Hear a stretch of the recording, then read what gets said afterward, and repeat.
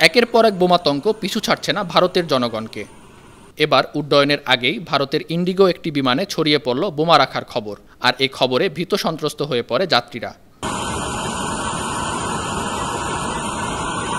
ভারতীয় সংবাদ মাধ্যম ANI বলছে, 28 মে মঙ্গলবার ভোরে দিল্লির বিমানবন্দর থেকে ইন্ডিগোর 6E2211 বিমান বারাণসী উড়ে যাওয়ার প্রস্তুতি নিচ্ছিল।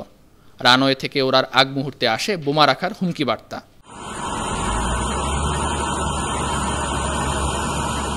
আর বার্তা পাওয়ার পরপরই নড়ে চড়ে বসে প্রশাসন।